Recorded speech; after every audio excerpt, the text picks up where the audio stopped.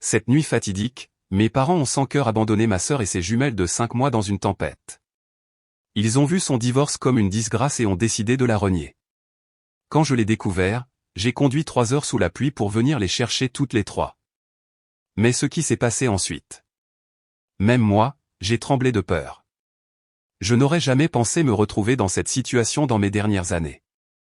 À 36 ans, la plupart de mes contemporains profitent de leur jeunesse, passant les week-ends avec leurs amis et s'occupant le reste du temps.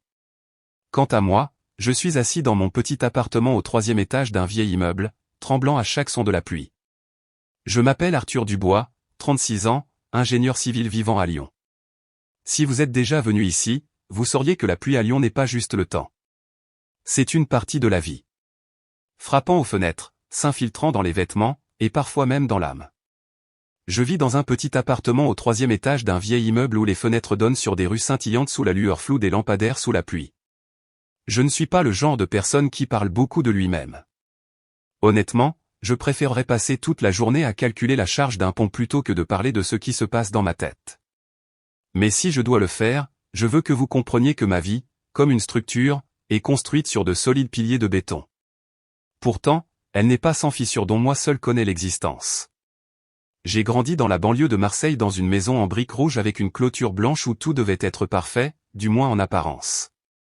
Mes parents, Daniel et Patricia Dubois, étaient l'incarnation de cette perfection. Mon père, un comptable à la retraite, portait toujours un costume impeccable, même s'il allait juste à l'épicerie chercher une miche de pain.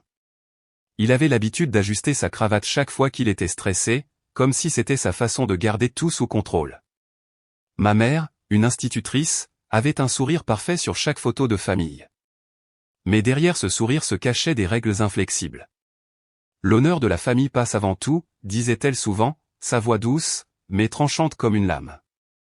Ne jamais donner aux voisins une raison de médire. Ma sœur cadette, Élise, et moi avons grandi sous ces règles, mais nous étions aussi différents que le jour et la nuit. J'étais le roc, stable, silencieux, faisant toujours ce qui était attendu.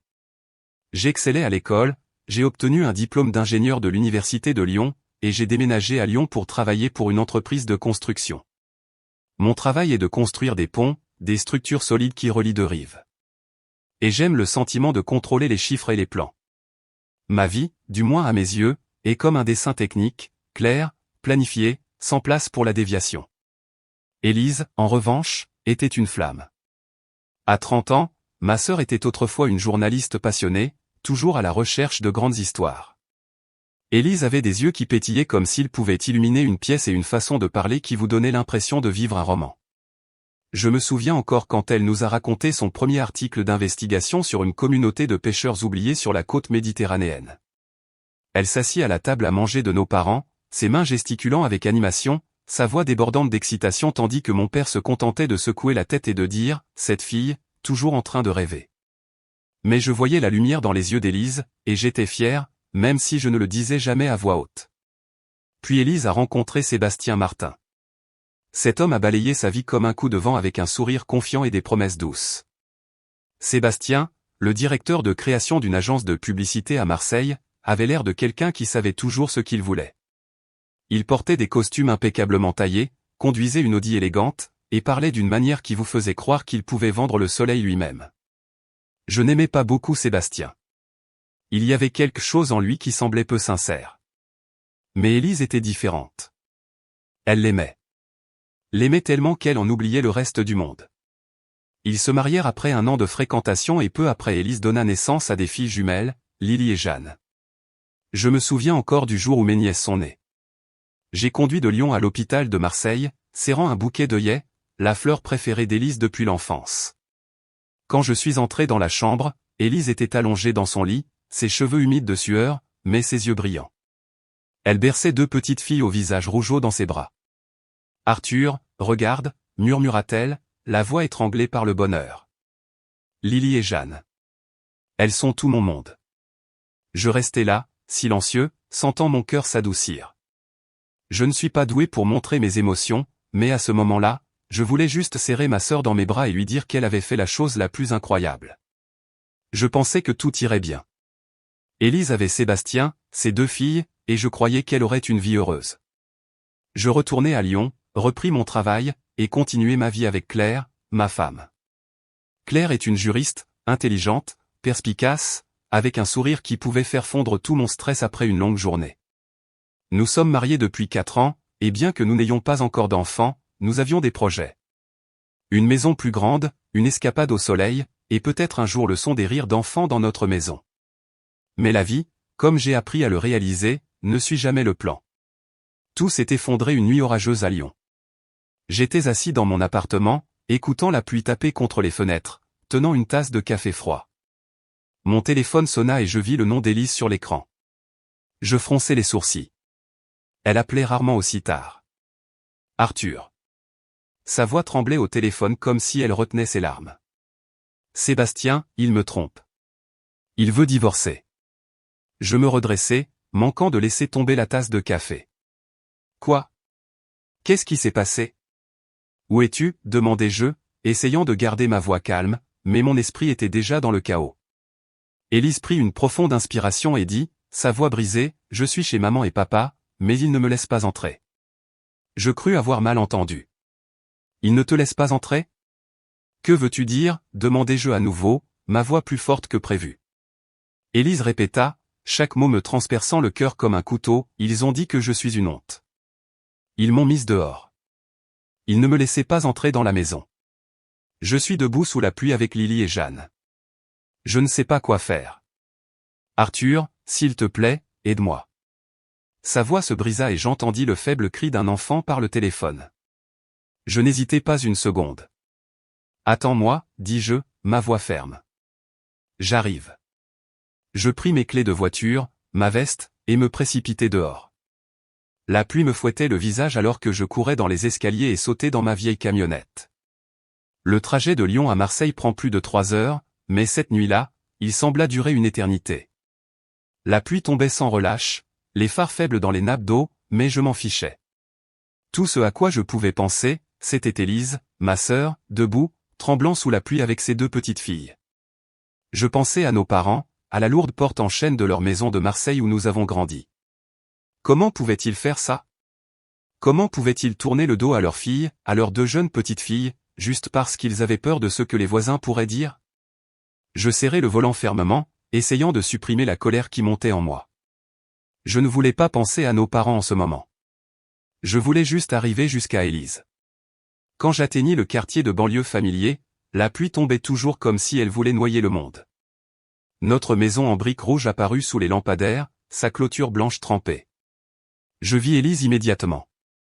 Elle était blottie sous le porche, serrant Lily et Jeanne, les 2 filles enveloppées dans des couvertures endormies sur ses épaules. Les cheveux blonds d'Élise étaient collés à son visage. Sa veste fine pas suffisante pour la protéger elle ou les filles de la pluie glaciale. Je m'arrêtai, ouvris la porte, et courus vers elle. Élise, appelai-je, ma voix emportée par le vent et la pluie. Elle leva les yeux, ses yeux rouges mais sans larmes. Peut-être avait-elle déjà pleuré jusqu'à épuisement. Arthur, murmura-t-elle, sa voix faible. Je ne sais plus quoi faire. Je m'agenouillai devant elle, serrai plus fort les couvertures autour de Lily et Jeanne, et pris la main de ma sœur. Viens, dis-je. Je te ramène à la maison. Je ne sais pas où j'avais trouvé ce calme, mais je savais que ce n'était pas le moment d'être faible. J'aidai Élise à se lever, pris les filles dans mes bras, et la conduisis jusqu'à la camionnette. Quand j'ouvris la porte arrière et installai Lily et Jeanne dans les sièges auto que j'avais achetés pour l'avenir, une douleur aiguë me transperça le cœur. Ce n'était pas l'avenir que j'avais imaginé, mais c'était la réalité, et je devais l'affronter. Dans la camionnette, je mis le chauffage et demandai à Élise si elle allait bien. Mais elle ne dit rien, regardait juste par la fenêtre, ses mains serrées fermement. Je voulais lui demander tout sur Sébastien, sur ce qui s'était passé, mais je savais que ce n'était pas le moment. Au lieu de cela, je mis une vieille chanson de Fleetwood Mac, Landslide, parce que je me souvenais qu'Élise adorait ça. La musique douce remplit l'espace, et je vis ses épaules se détendre légèrement. Sur le chemin du retour vers Lyon, la pluie ne s'arrêta pas. Je jetai un coup d'œil à Élise, la vie serrant une vieille couverture que je gardais sur le siège arrière, ses yeux fermés mais pas endormis. Lily et Jeanne s'agitaient occasionnellement, mais elles étaient trop jeunes pour comprendre ce qui se passait. Je me demandais ce que Sébastien avait fait pour réduire Élise à cet état.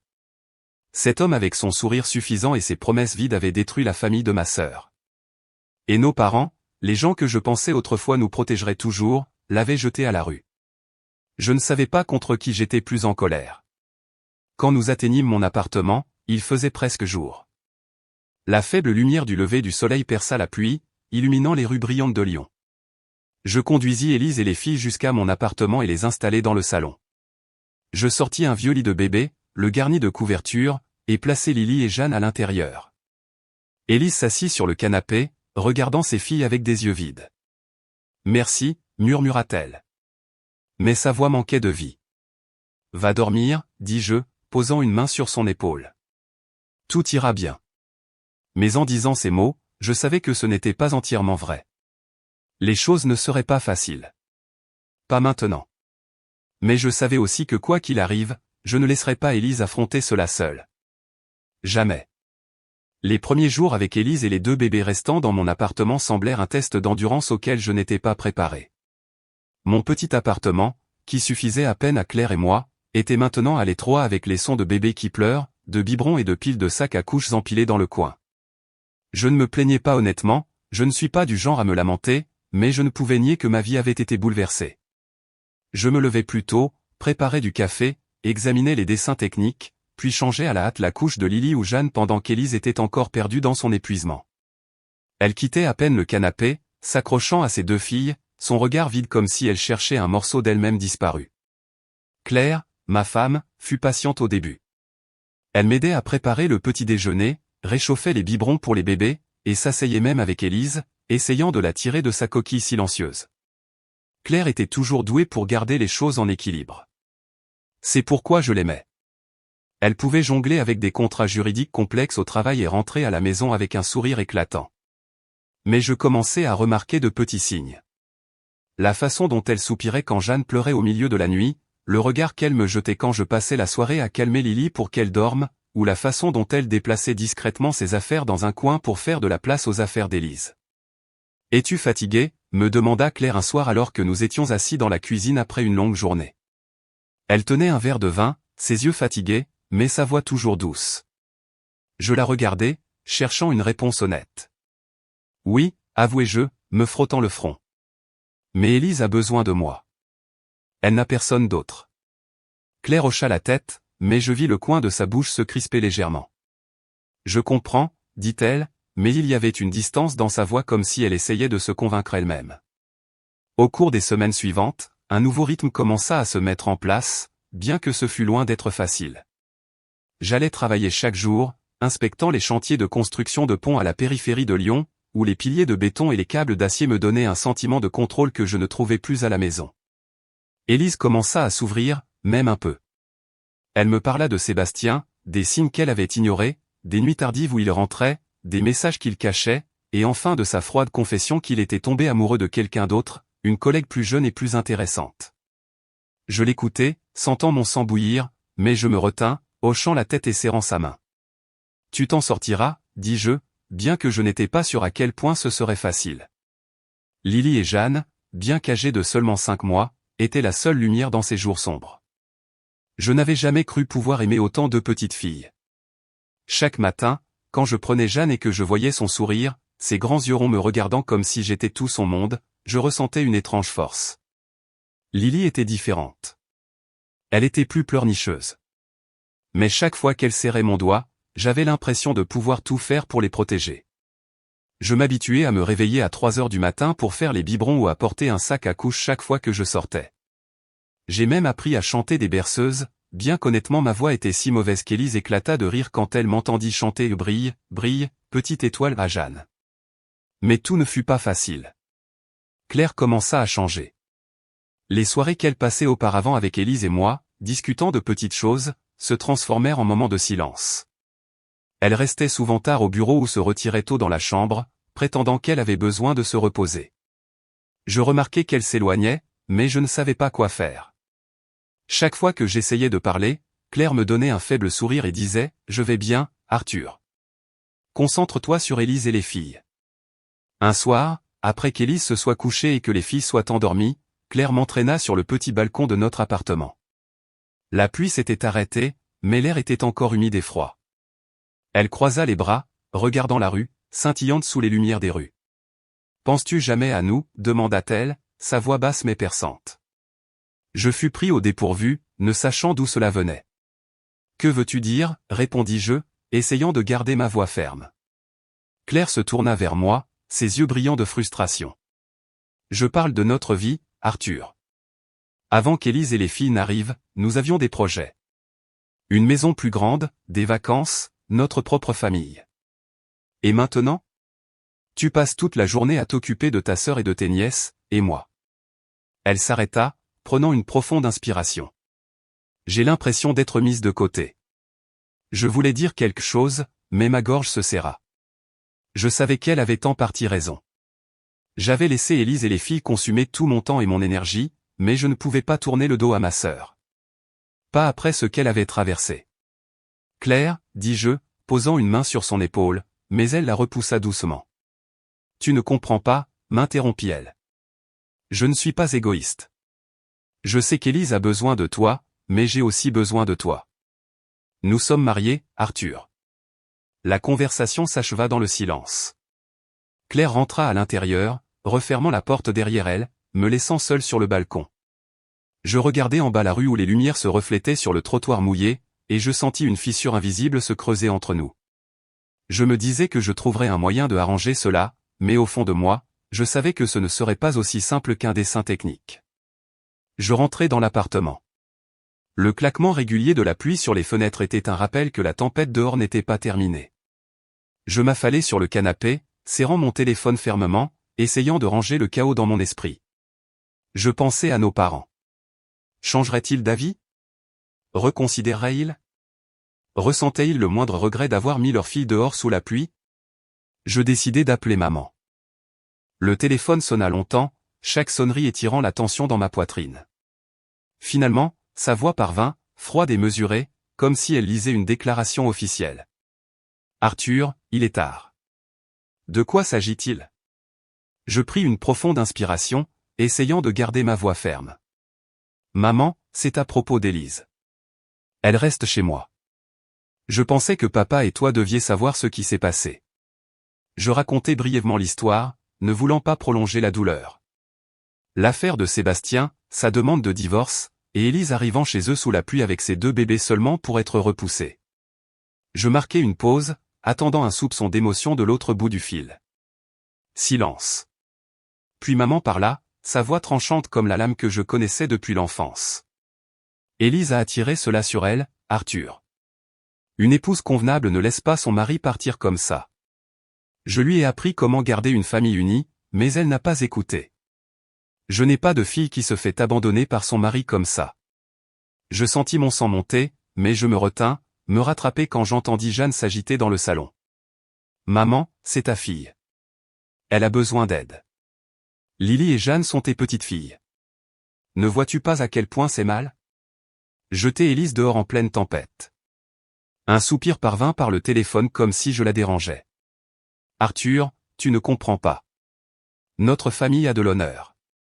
Que diraient les voisins s'ils voyaient une fille abandonnée par son mari debout à notre porte avec 2 enfants? Papa et moi ne pouvons pas laisser tout le quartier parler. Je serrai le téléphone si fort que je crus qu'il allait casser.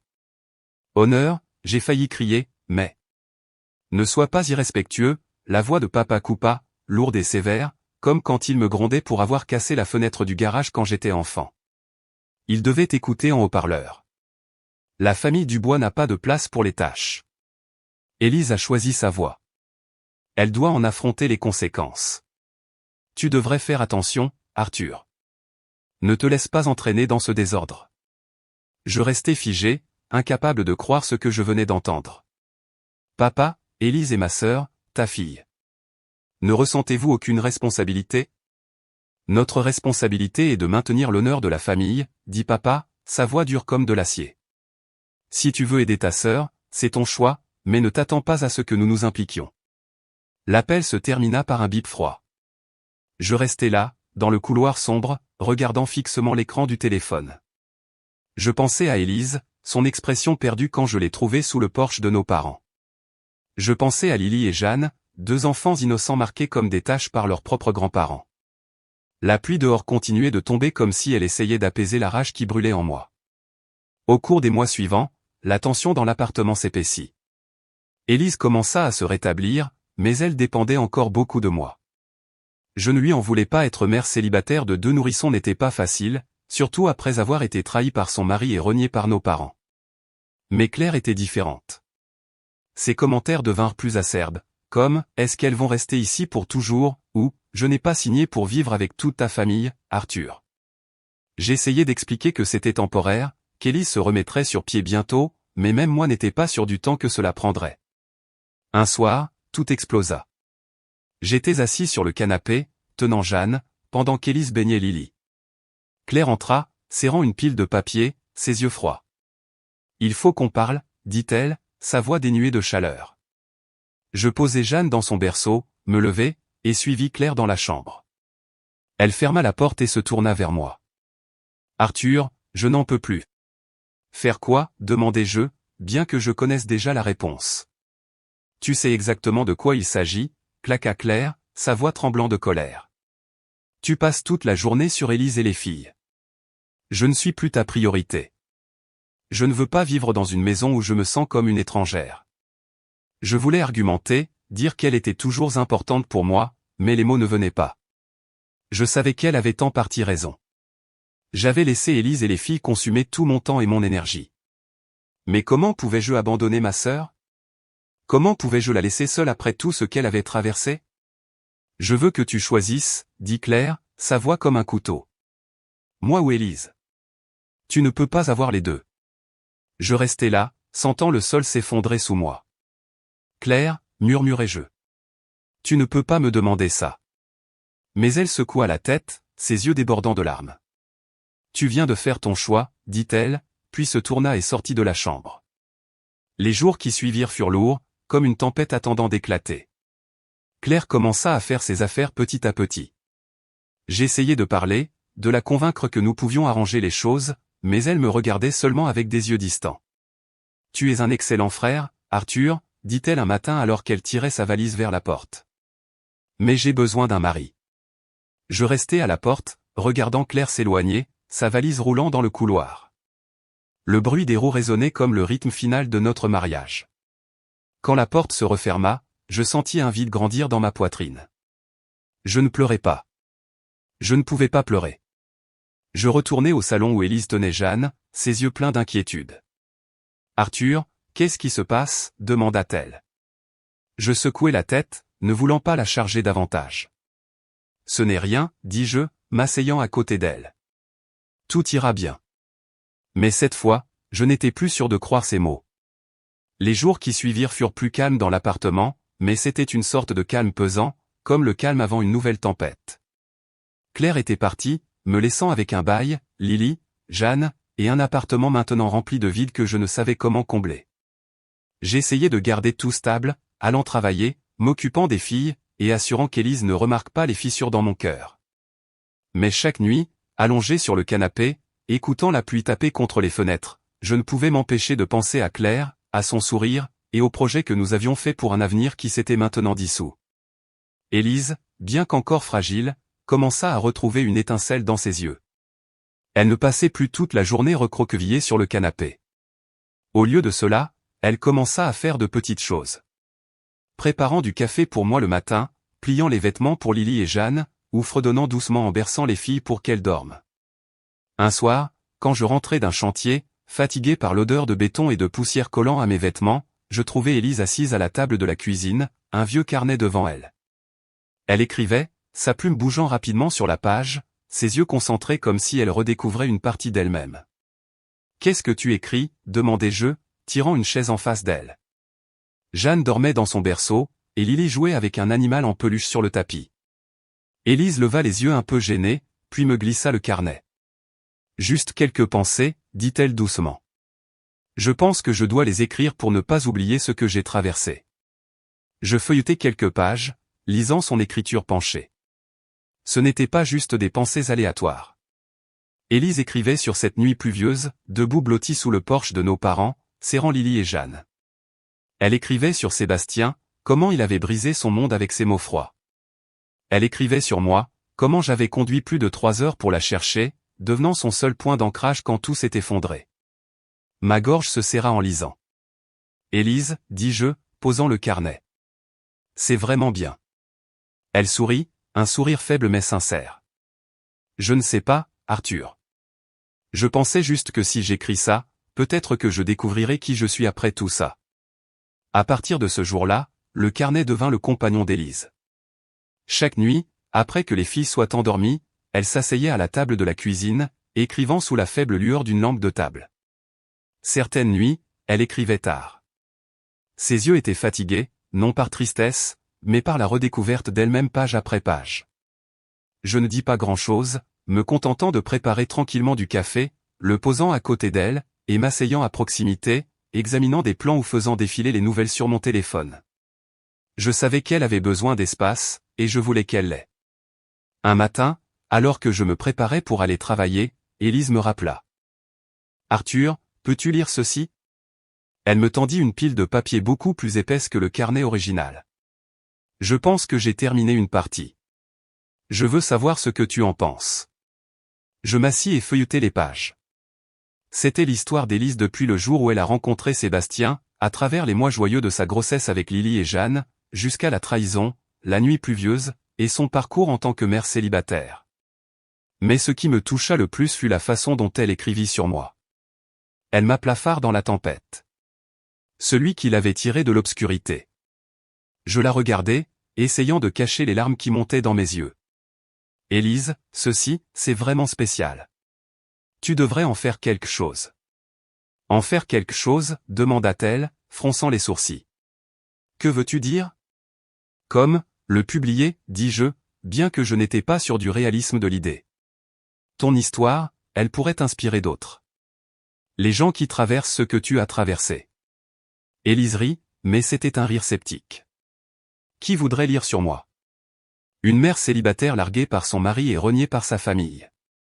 Beaucoup de gens, répondis-je, ma voix plus ferme que je ne le sentais. Parce que tu n'es pas juste quelqu'un qui a été abandonné. Tu es quelqu'un qui s'est relevé. Ces mots semblèrent toucher Élise.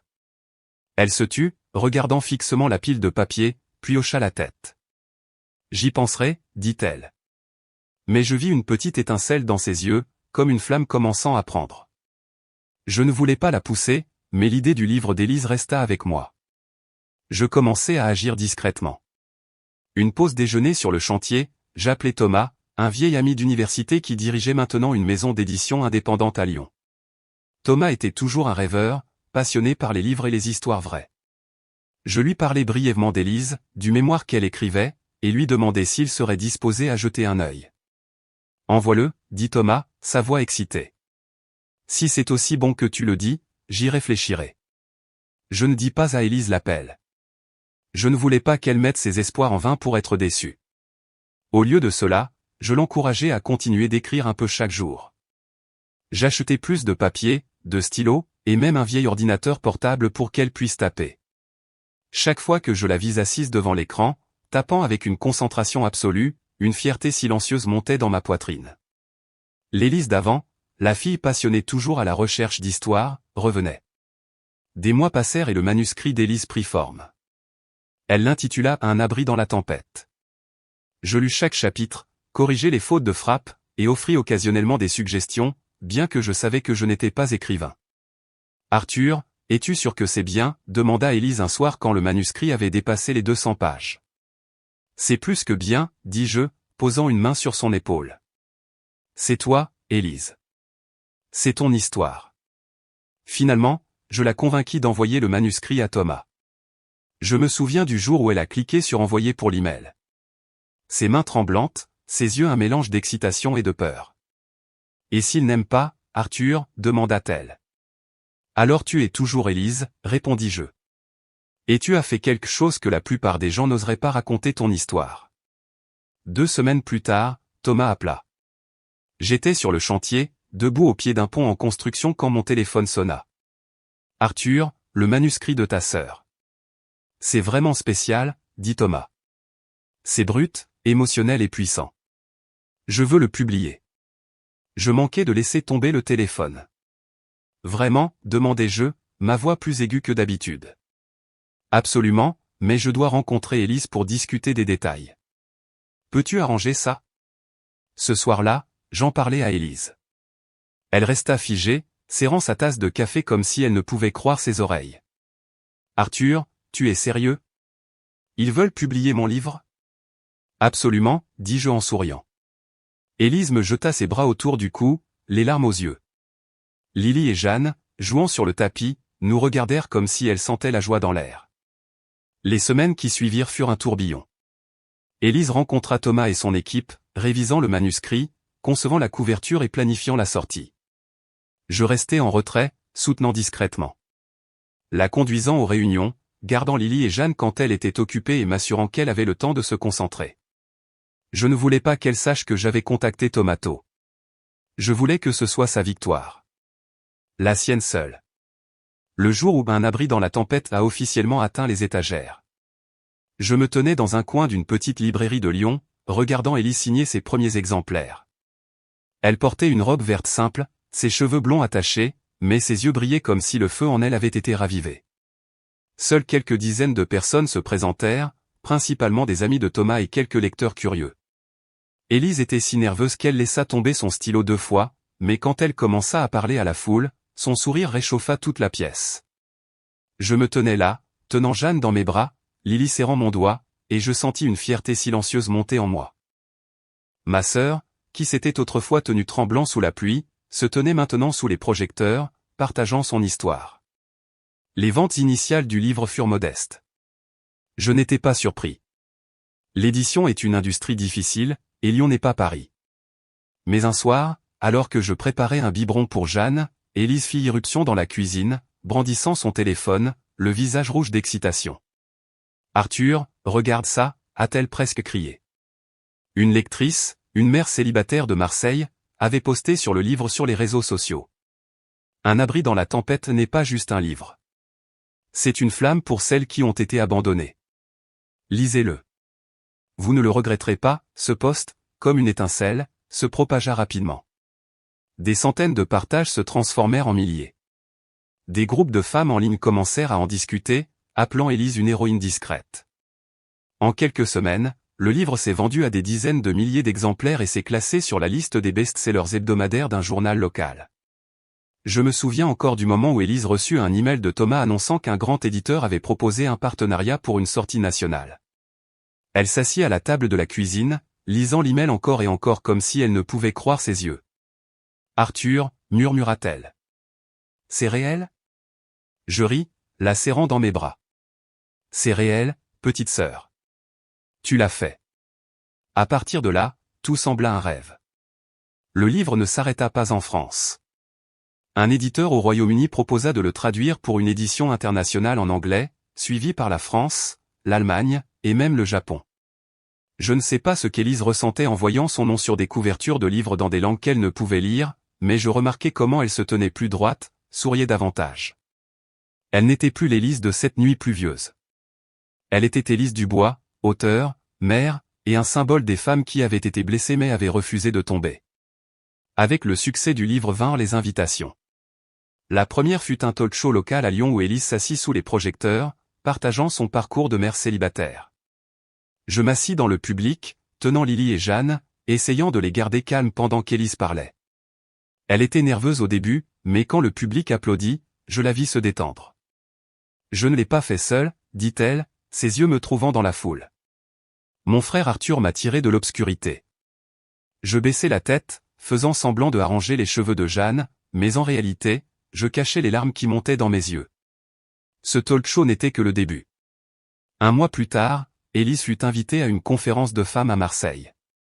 Elle se tint sur scène devant des centaines de femmes, racontant son histoire avec une sincérité qui fit taire la salle. Quand elle eut terminé, les applaudissements retentirent comme le tonnerre. Je ne suis pas allé cette fois-là. Je devais rester à la maison avec Lily et Jeanne. Mais Élise m'appela tout de suite après, la voix brisée par l'émotion. « Arthur, ils m'ont fait une ovation debout. Ils ont dit que je les avais inspirés. » Je souris au téléphone, bien que je ressentisse une douleur creuse à l'intérieur. « Tu le mérites, Élise, dis-je. » Mais quand je raccrochai, Je regardais autour du petit appartement encombré de biberons et de jouets de bébé, et me demandais, et moi? J'avais sacrifié mon mariage, mis Élise et les filles au-dessus de tout. Je ne le regrettais pas, mais je ne pouvais nier que la brillance d'Élise, aussi éclatante fût-elle, jetait une longue ombre sur ma vie. Un jour, Thomas m'appela, sa voix débordant d'excitation. Arthur, nous voulons organiser un événement spécial à Lyon, une grande conférence, et nous voulons que toi et Élise soyez sur scène ensemble. Votre histoire, votre lien, votre sacrifice est le cœur du livre. J'hésitais. Je ne suis pas un orateur, Thomas. C'est le truc d'Élise.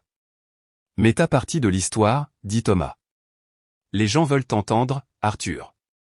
Ils veulent connaître le frère qui a tout fait pour sa sœur. Je ne voulais pas le faire, honnêtement. Je n'aimais pas être sous les feux des projecteurs ni parler devant des foules, mais Élise me convainquit. Arthur, s'il te plaît, dit-elle, prenant ma main. Je veux que les gens sachent à quel point tu es incroyable. Alors, j'acceptai. L'événement eut lieu dans un petit théâtre du centre-ville de Lyon avec plus de 500 personnes dans le public. Je me tenais dans les coulisses, main moite, regardant Élise monter sur scène, radieuse dans sa robe verte familière. Elle raconta son histoire comme elle l'avait fait des centaines de fois, mais cette fois elle s'arrêta et se tourna vers moi. Mon frère Arthur m'a sauvé, dit-elle, la voix étranglée. Il ne m'a pas juste donné un foyer. Il m'a donné la conviction que je pouvais me relever. Le public applaudit et je sortis, les projecteurs de scène m'aveuglant, me donnant envie de retourner dans les coulisses. Mais Élise me tint la main et je restai là, racontant mon histoire, non pas comme un orateur, mais comme un frère. Je parlais de la nuit pluvieuse où j'ai conduit 3 heures pour aller chercher Élise et des jours difficiles qui suivirent. Je ne suis pas un héros, dis-je, ma voix légèrement tremblante. Je suis juste un frère qui fait ce qu'il avait à faire. Quand nous eûmes terminé, le public se leva, leurs applaudissements résonnant. Je regardai Élise, la vie souriant à travers les larmes, et je sentis que tout, les sacrifices, la douleur, les nuits blanches, en valaient la peine. Nous avions guéri ensemble, pas seulement pour nous, mais pour les milliers de personnes écoutant notre histoire. La lueur du succès d'Élise semblait devoir durer éternellement, mais la vie, comme je l'avais appris, ne manquait jamais de tempêtes. Quelques semaines seulement après notre conférence conjointe à Lyon, une lettre arriva, envoyée par la poste, scellée dans une enveloppe blanche avec l'écriture rigide de ma mère. En l'ouvrant, un sentiment de malaise s'installa en moi. À l'intérieur se trouvait une lettre courte et froide de nos parents, Daniel et Patricia Dubois. Élise, disait la lettre. Ton livre est un affront à l'honneur de la famille. Tu nous as calomniés publiquement, causant le rejet de tout le quartier. Nous exigeons que tu retires le livre du marché et que tu publies des excuses publiques. Sinon, nous intenterons une action en justice. Je le lus encore et encore, ayant l'impression que le sang dans mes veines avait cessé de couler. Nos parents, ceux qui avaient repoussé Élise sous la pluie, osaient maintenant la menacer. Je serrai la lettre dans ma main, essayant de supprimer ma colère, puis appelai Élise dans la cuisine. Lis ceci, dis-je, lui tendant la lettre. Élise parcourut les lignes, son visage passant du choc à la douleur et finalement à une résolution que je n'avais jamais vue auparavant. Ils veulent que je retire le livre, demanda-t-elle, sa voix tremblante mais perçante. Après tout ce qu'ils ont fait, ils m'ont renié, Arthur. Ils ont appelé Lily et Jeanne des tâches. Et maintenant, ils veulent que je m'excuse. Qu'est-ce que tu vas faire, demandai-je, bien que je connaisse déjà la réponse. Élise plia la lettre et la posa sur la table. Je ne retirerai pas le livre. C'est mon histoire, notre histoire. Je ne les laisserai plus me contrôler. Je hochai la tête, serrant sa main. Je suis avec toi quoi qu'il arrive. Mais je ne m'attendais pas à ce que nos parents aillent si loin. Une semaine plus tard, nous reçûmes un avis juridique d'un avocat à Marseille. Daniel et Patricia Dubois poursuivaient officiellement Élise pour diffamation. Ils soutinrent que, bien que non nommés directement, le livre d'Élise les dépeignait comme des parents cruels, causant leur rejet par leur communauté. La poursuite exigeait le retrait du livre, une compensation financière et des excuses publiques. J'étais abasourdi. Je savais que nos parents accordaient de l'importance aux apparences, mais poursuivre leur propre fille. Je regardai Élise, craignant qu'elle ne cède, mais elle serra les poings, ses yeux flamboyants. Ils veulent se battre? Très bien, dit-elle. Je ne reculerai pas, la nouvelle de la poursuite se répandit rapidement. Un journal de Marseille publia un article titré « parents poursuivent leur fille pour avoir osé dire la vérité. Les réseaux sociaux explosèrent. Certains critiquèrent Élise, disant qu'elle était allée trop loin en divulguant des affaires familiales. Mais la plupart, surtout ceux qui avaient lu son livre, la soutinrent. Élise Dubois est une mère courageuse, disait un post. Elle a dit la vérité, et maintenant sa famille veut la faire taire. Le post fut partagé des milliers de fois, transformant la poursuite en une histoire nationale. J'essayais de garder Élise concentrée, mais la pression monta. Des stations de télévision l'invitèrent pour des interviews, voulant qu'elle parle de la poursuite et de nos parents. Élise refusa la plupart, disant simplement « J'ai écrit la vérité ». Je ne le regrette pas, mais je vis là commencer à perdre le sommeil, des cernes se formant sous ses yeux alors qu'elle tenait Lily et Jeanne. Je savais qu'elle essayait de rester forte, mais la poursuite était un autre couteau rouvrant de vieilles plaies. Je ne restais pas en retrait. Contacter Sophie, une vieille amie avocate qui avait travaillé avec Claire et en qui j'avais confiance. Sophie accepta de prendre l'affaire après avoir lu le livre d'Élise. Son histoire est puissante, Arthur, dit Sophie au téléphone. Je ferai tout pour la protéger. Sophie commença à rassembler des preuves. Elle demanda à Élise de raconter chaque détail de cette nuit pluvieuse. Et je n'oublierai jamais le soir où elle s'assit avec Élise, prenant des notes tandis que la voix d'Élise tremblait. Élise décrivit frappant à la porte de nos parents, serrant Lily et Jeanne, suppliant d'être laissée entrer. Elle partagea le message texte que notre mère envoya après. Ne reviens jamais, Élise. Sophie découvrit des images de vidéosurveillance de la maison d'un voisin capturant Élise debout sous la pluie, tenant ses deux filles. L'image floue était une preuve indéniable. Sophie découvrit aussi un vieux message vocal de notre père sur le téléphone d'Élise l'appelant une tâche sur la famille dans un appel après cette nuit-là. Le jour du procès, je m'assis à côté d'Élise dans la salle d'audience, ayant l'impression d'entrer dans un chantier que je ne pouvais contrôler. Nos parents étaient assis de l'autre côté de la salle, papa en costume impeccable. Maman avec le sourire rigide que je reconnaissais des vieilles photos de famille. Ils ne nous regardèrent pas, mais je vis les mains de papa serrées fermement. Et maman n'arrêtait pas de lisser ses cheveux comme si elle essayait de maintenir son image parfaite. Leur avocat soutint que le livre d'Élise avait ruiné leur réputation, faisant que voisins et amis se détournèrent. Mademoiselle Dubois a délibérément diffamé ses parents, dit l'avocat sèchement. Elle n'a pas seulement fabriqué la vérité, mais a exploité son histoire pour en tirer profit. Sophie se tenait calme mais incisive. Elle présenta les preuves, le texte de maman, les images de vidéosurveillance, et le message vocal de papa. Chaque élément était comme un marteau démantelant l'argument de la partie adverse. Quand les images furent diffusées sur l'écran de la salle d'audience montrant Élise tremblant sous la pluie avec ses bébés, la salle devint silencieuse. Je vis quelques personnes essuyer des larmes. Élise me serra la main sous la table, sa respiration tremblante. Quand le juge demanda à Élise de parler, elle se leva, sa voix claire malgré un léger tremblement. « Je n'ai pas écrit ce livre pour blesser qui que ce soit, dit-elle. Je l'ai écrit pour guérir, pour dire à d'autres femmes qu'elles ne sont pas seules. Si la vérité blesse, ce n'est pas ma faute. Le procès dura 3 jours, mais pour moi il sembla durer 3 ans. Au final, le juge rendit son verdict en faveur d'Élise. Le livre ne diffamait personne car tout ce qu'elle avait écrit était vrai, étayé par des preuves claires. Nos parents furent condamnés à payer les frais de justice, mais ce qui fit le plus mal fut le contre-coup médiatique. Les principaux médias rapportèrent, la famille Dubois perd son procès contre sa fille pour avoir tenté de faire taire la vérité. Les réseaux sociaux qualifièrent nos parents de toxiques et la maison en briques rouges à Marseille où j'ai grandi devint le centre des critiques publiques. Je ne me sentais pas victorieux. Quand nous quittâmes la salle d'audience, je regardais Élise, la vie serrant fort Lily et Jeanne, mais ses yeux n'étaient pas joyeux. « Arthur » murmura-t-elle. Je voulais juste qu'il comprenne. Je pris sa main, ne disant rien. Aucun mot ne pouvait effacer cette douleur. Nos parents avaient choisi leur orgueil plutôt que leur fille, et maintenant ils avaient perdu les deux. Après la poursuite avec nos parents, il sembla que la vie pourrait enfin retrouver un semblant de paix. Mais j'appris bientôt que les tempêtes ne viennent jamais seules. Le succès du mémoire d'Élise, Un abri dans la tempête, l'avait propulsé vers de nouveaux sommets, mais il apporta aussi des ennuis imprévus. La prochaine tempête après la bataille juridique avec nos parents fut Sébastien Martin, l'ex-mari qui avait brisé le monde d'Élise. Dans le livre, Élise ne nommait pas Sébastien directement, mais des détails comme un directeur de création d'une agence de publicité à Marseille étaient indubitables pour quiconque les connaissait. Les réseaux sociaux, avec la vitesse d'un feu de forêt, découvrirent rapidement son identité.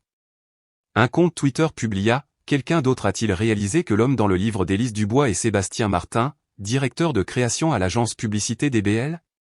Le post incluait une photo de Sébastien dans un costume élégant, arborant son sourire suffisant, et en quelques heures, il se répandit sur les forums. Les retombées furent rapides, comme un tsunami. Sébastien fut licencié de son entreprise cette même semaine, citant un comportement nuisible à la réputation de la marque. Sa nouvelle petite amie, la jeune collègue pour qui il avait quitté Élise, le largua peu après que le scandale éclata. Les tabloïds qualifièrent Sébastien de lâche qui avait abandonné sa famille, et son image, autrefois celle d'un homme qui réussit, était maintenant liée à des commentaires acerbes en ligne. Je ne suivais pas beaucoup les réseaux sociaux, mais Élise me montra un post viral. Sébastien Martin, l'homme qui a choisi les costumes et une maîtresse plutôt que sa femme et ses enfants. Méprisable. Je ne ressentis aucune pitié. Il a eu ce qu'il méritait. Mais un matin, alors que je préparais du café dans la cuisine, Élise entra, serrant son téléphone, le visage pâle. « Arthur » murmura-t-elle. « Sébastien vient de m'envoyer un email. » Je restai figé, la regardant. « Qu'est-ce qu'il veut ?» demandai-je, ma voix plus tendue que prévu. Élise ouvrit l'email et lut à voix haute. « Élise, je sais que j'ai tout gâché. Je veux voir Lily et Jeanne. Je veux m'excuser auprès de toi. S'il te plaît, donne-moi une chance. » Elle leva les yeux, ses yeux confus. « Qu'est-ce que tu en penses ? » Je ne sais pas quoi faire. Je serrai ma tasse de café, essayant de garder ma voix calme. « Tu ne lui dois rien, Élise. Il t'a abandonné, toi et les filles. Il ne revient que maintenant parce qu'il est acculé. » Mais Élise, avec son cœur toujours tendre, hésita. « Peut-être. Peut-être qu'il regrette vraiment, dit-elle, sa voix à peine audible. Lily et Jeanne sont ses filles. Elles méritent de connaître leur père. Je ne voulais pas argumenter, mais je ne faisais pas confiance à Sébastien. Les hommes comme lui ne changent pas après quelques mois de déshonneur public. Je me contentai de hocher la tête et dis, réfléchis attentivement. Ne te précipite pas, à l'intérieur, j'étais en état d'alerte maximale. Sébastien ne s'arrêta pas à l'email. Il commença à appeler, à envoyer des SMS, et un après-midi, quand je rentrais d'un chantier, je le trouvai debout dehors devant notre appartement, son manteau trempé par la pluie de Lyon. Il avait l'air plus hagard que dans mon souvenir, cheveux en bataille, yeux cernés, mais ce sourire suffisant persistait encore. « Arthur, dit-il, levant une main comme pour serrer la mienne. Je veux juste parler à Élise. » Je croisai les bras, bloquant la porte. « Elle ne veut pas te voir. »« Pas, Sébastien. » Il soupira comme si je lui rendais les choses difficiles. « Écoute, je sais que j'ai tout gâché, mais je suis le père de Lily et Jeanne. J'ai le droit de les voir. » « Droit, claquai-je, la colère montant. Tu as perdu ces droits quand tu les as largués pour une autre femme. Dégage d'ici avant que j'appelle la police. » Sébastien recula, mais ses yeux ne quittèrent pas les miens. « Tu ne peux pas m'empêcher de voir mes enfants pour toujours, Arthur, dit-il, puis se tourna et s'en alla. Je restai là, mon cœur battant, ayant l'impression de venir d'affronter un loup. Je parlai à Élise de la rencontre, et elle devint anxieuse. « Arthur, et si Sébastien veut vraiment voir les filles ? Je ne veux pas que Lily et Jeanne grandissent sans connaître leur père. » Je pris sa main, gardant ma voix douce. « Élise, il ne se soucie pas des filles. Il t'utilise, utilise ta célébrité pour sauver son image. » Après cette confrontation, Sébastien commença à apparaître partout. Lors d'une séance de dédicace à Marseille, il apparut dans la foule, debout au premier rang, ses yeux fixés sur Élise. J'étais dans les coulisses, tenant Jeanne, quand il s'avança, appelant assez fort pour faire taire la salle. « Élise » appela-t-il. « Je suis désolé. J'ai eu tort de vous quitter, toi et les enfants. Je veux juste une chance de rectifier les choses. » Le public murmura. Certains sortirent leur téléphone pour enregistrer. Élise se figea sur scène, sa main serrant son stylo de signature, le visage pâle. Je voulais me précipiter et l'entraîner dehors, mais Élise leva la main, me faisant signe de m'arrêter. « Sébastien, dit-elle, sa voix tremblante, mais ferme.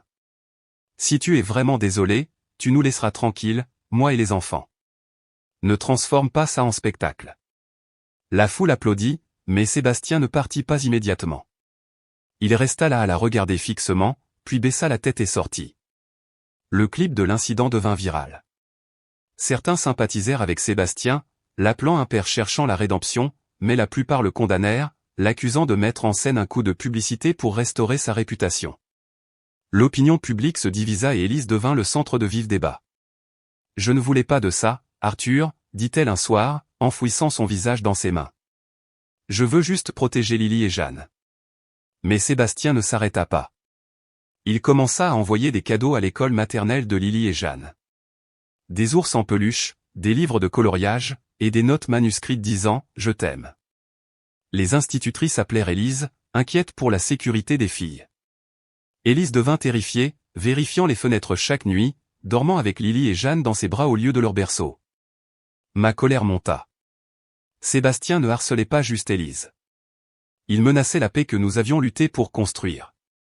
Assez, dis-je un matin après qu'Élise eut reçu un autre SMS de Sébastien. Nous devons mettre fin à cela. Je contactai Sophie, l'avocate qui nous avait aidés dans la poursuite contre nos parents. Sophie accepta de rédiger une ordonnance restrictive citant le harcèlement de Sébastien et le préjudice psychologique qu'il causait à Élise et aux filles. Nous rassemblâmes des preuves, des emails, des SMS, le clip de la séance de dédicace, et les rapports de l'école maternelle concernant les cadeaux non sollicités. Sophie déposa la requête demandant une ordonnance restrictive de 3 ans interdisant à Sébastien de contacter Élise, Lily ou Jeanne, et exigeant qu'il suive une thérapie psychologique obligatoire et un programme de responsabilité parentale. Le jour de l'audience, je m'assis à côté d'Élise, ayant l'impression d'entrer dans une autre bataille. Sébastien apparut vêtu d'un costume mais plus soigné. Il regarda Élise, ses yeux implorants, mais elle ne répondit pas. Sophie présenta les preuves, soulignant que les actions de Sébastien n'étaient pas du remords, mais une obsession dangereuse. L'avocat de Sébastien soutint qu'il essayait seulement de renouer avec ses enfants, mais le juge ne fut pas ébranlé. Le verdict tomba après 2 heures. Sébastien fut interdit de contacter Élise, Lily ou Jeanne pendant 3 ans. Il fut condamné à suivre une thérapie obligatoire et à terminer un programme de responsabilité parentale avant de pouvoir demander à revoir ses droits de visite.